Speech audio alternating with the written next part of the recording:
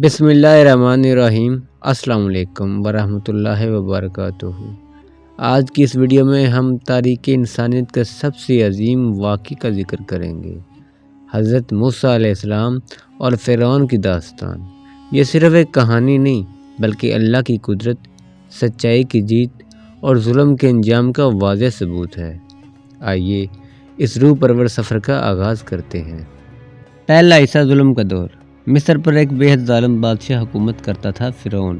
وہ خود کو خدا کہلواتا تھا۔ اس کے حکم پر ہزاروں بے گناہ لوگوں کو قتل کیا جاتا، غلام بنایا جاتا اور بنی اسرائیل کو بدترین ظلم سہنا پڑتا۔ ایک دن فرعون کے نجومیوں نے پیش گوئی کی کہ بنی اسرائیل میں ایک لڑکا پیدا ہوگا جو تیری بادشاہت کا خاتمہ کرے گا۔ یہ سن کر فرعون خوف زدہ ہو گیا اور اس نے اعلان کیا کہ سارے نوزائیدہ لڑکیوں کو قتل کر دیا جائے۔ دوسرا حصہ، حضرت موسیٰ علیہ السلام کی پیدائش۔ اسی خون ریز دور میں حضرت موسیٰ علیہ السلام پیدا ہوئے۔ ان کی والدہ کا دل خوف سے کانپ رہا تھا، مگر اللہ نے ان کے دل میں وحی کی کہ اس بچے کو دودھ پلاتی رہو، جب خوف محسوس ہو تو اسے صندوق میں رکھ کر دریا میں ڈال دو، ہم اس کی حفاظت کریں گے اور اسے واپس تمہارے پاس لوٹائیں گے۔ یہ ایک ماں کے لیے بڑا آزمائش کا لمحہ تھا، لیکن اللہ کا وعدہ سچا تھا۔ انہوں نے موسیٰ علیہ السلام کو صندوق میں رکھا اور نیل دریا میں چھوڑ دیا۔ پانی نے اس ننھے بچے کو اٹھایا اور آہستہ آہستہ فرعون کے محل کی طرف لے گیا۔ تیسرا حصہ، فرعون کے محل میں پرورش۔ محل کی کنیزوں نے صندوق دیکھا، اسے کھولا تو ایک خوبصورت بچہ مسکرا رہا تھا۔ فرعون کی بیوی آسیہ نے اسے دیکھا اور دل میں محبت بھر گئی۔ اس نے کہا، یہ بچہ میری اور فرعون کی آنکھوں کی ٹھنڈک ہے، اسے قتل نہ کرنا۔ یوں اللہ نے دشمن کے گھر میں موسیٰ علیہ السلام کو بہترین پرورش عطا کی، لیکن جب انہیں دودھ پلانے والی عورت کی تلاش شروع ہوئی تو کسی کا دودھ قبول نہیں کیا۔ آخر کار اللہ نے موسیٰ کی ماں کا دل مضبوط کیا اور وہ خود محل میں بطور دایا پہنچ گئی۔ یوں اللہ نے اپنا وعدہ پورا کر دیا، ماں اپنے بچے سے جدا بھی ہوئی اور دوبارہ اسی کے پاس لوٹ آئی۔ چوتھا حصہ، ایک نوجوان کا واقعہ۔ موسیٰ علیہ السلام جوان ہوئے تو انصاف پسند اور درد دل رکھنے والے تھے۔ ایک دن انہوں نے دیکھا کہ ایک قبطی فرعونی غلام پر ظلم کر رہا ہے۔ موسیٰ علیہ السلام نے مداخلت کی اور غلطی سے وہ قبطی مر گیا۔ یہ خبر پورے شہر میں پھیل گئی۔ ایک مخلص آدمی نے آ کر کہا، فرعون کے لوگ آپ کو قتل کرنا چاہتے ہیں، فوراً نکل جائیں۔ موسیٰ علیہ السلام شہر سے نکل کر مدین کی طرف روانہ ہو گئے۔ پانچواں حصہ، حضرت شعیب علیہ السلام سے ملاقات۔ مدین پہنچ کر انہوں نے دیکھا کہ کنویں پر لوگ پانی بھر رہے ہیں اور دو عورتیں دور کھڑی ہیں۔ موسیٰ علیہ السلام نے مدد کی اور ان کے جانوروں کو پانی پلایا۔ وہ عورتیں اپنے والد حضرت شعیب علیہ السلام کے پاس گئیں اور ساری بات بتائی۔ حضرت شعیب علیہ السلام نے موسیٰ کو بلایا، ان سے بات کی اور ان کی ایمان و دیانت سے متاثر ہوئے۔ انہوں نے اپنی بیٹی میں سے ایک کا نکاح موسیٰ علیہ السلام سے کر دیا اور چند سال رہنے کا کہا۔ یہ موسیٰ علیہ السلام کی زندگی کا پرسکون دور تھا۔ چھٹا حصہ، پہلی وحی اور نبوت۔ چند سال بعد موسیٰ علیہ السلام اپنی بیوی کے ساتھ واپس مصر کی طرف جا رہے تھے۔ راستے میں انہیں ایک پہاڑ پر روشنی نظر آئی۔ وہ اس کی طرف گئے۔ وہاں اللہ کے کلام کی روشنی موجود تھی اور پہلی مرتبہ اللہ نے کلام فرمایا، اے موسیٰ، میں تیرا رب ہوں۔ یہی وہ مقام تھا جہاں موسیٰ علیہ السلام کو نبوت عطا ہوئی۔ اللہ نے فرمایا، فرعون کے پاس جا، اسے میرا پیغام پہنچا۔ ساتواں حصہ، فرعون کے دربار میں۔ موسیٰ علیہ السلام دربار میں داخل ہوئے۔ فرعون غرور میں ڈوبا بیٹھا تھا۔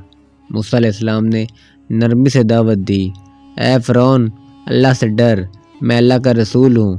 فرعون نے مذاق اڑایا اور کہا، کیا تو وہی ہے جسے ہم نے پالا تھا اور تو نے ایک آدمی کو قتل بھی کیا تھا؟ موسیٰ علیہ السلام نے فرمایا، میں نے وہ کام نادانستہ کیا تھا، مگر اللہ نے مجھے ہدایت دی ہے۔ پھر موسیٰ علیہ السلام نے لاٹھی پھینکی، وہ اژدہا بن گئی۔ یہ اللہ کا پہلا معجزہ تھا۔ فرعون کا دل تو جانتا تھا کہ یہ حق ہے، مگر اس کا غرور آڑے آ گیا۔ آٹھواں حصہ، جادوگروں کا مقابلہ۔ فرعون نے پورے مصر کے جادوگر جمع کر لیے۔ شہر کا بڑا دن تھا، ہزاروں لوگ جمع تھے۔ جادوگروں نے رسیاں اور لاٹھیاں پھینکی جو نظر کے دھوکے سے سانپوں جیسے ہی لگنے لگی۔ پھر موسیٰ علیہ السلام نے اللہ کے حکم سے اپنی لاٹھی پھینکی، وہ سچا اژدھا بن گئی اور تمام جھوٹے سانپ نکل گئے۔ جادوگر فوراً سمجھ گئے کہ یہ جادو نہیں، اللہ کی قدرت ہے۔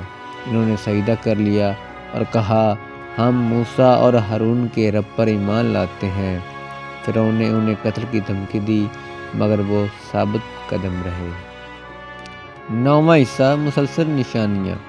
فرعون نے ایمان قبول نہ کیا تو اللہ نے مصر پر عذاب بھیجے، ٹڈی دل، کمل، میںڈک، خون اور طوفان۔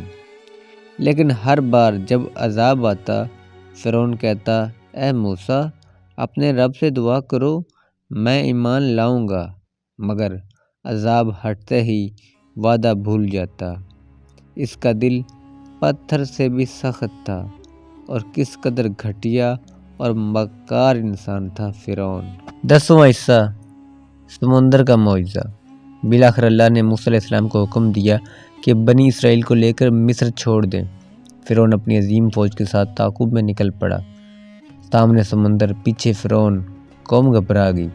موسیٰ علیہ السلام نے کہا، ہرگز نہیں، میرا رب میرے ساتھ ہے، وہ مجھے راستہ دکھائے گا۔ اللہ نے حکم دیا کہ لاٹھی سمندر پر مارو اور سمندر پھٹ گیا، تو اونچی دیواروں کی طرح پانی کھڑا ہو گیا، بیچ میں خشک راستہ بن گیا، بنی اسرائیل گزر گئے۔ فرعون نے غرور میں پیچھا کیا، انہیں لگا وہ بھی بچ جائے گا، لیکن جب وہ درمیان میں پہنچا سمندر کی دیواریں ٹوٹ گئیں اور فرعون ہمیشہ کے لیے ڈوب گیا۔ ڈوبتے وقت اس نے کہا، میں ایمان لاتا ہوں اسرائیل کے رب پر، مگر اللہ نے فرمایا، اب جب کہ تو نے ساری زندگی بغاوت کی۔ اختتام۔ یوں یہ عظیم داستان ختم ہوتی ہے، جس میں سچ ہمیشہ جیتتا ہے اور ظلم ہمیشہ فنا و برباد ہو جاتا ہے۔ حضرت موسیٰ علیہ السلام کا پیغام آج بھی زندہ ہے، تو اللہ کے ساتھ رہو، وہ کبھی تنہا نہیں چھوڑتا۔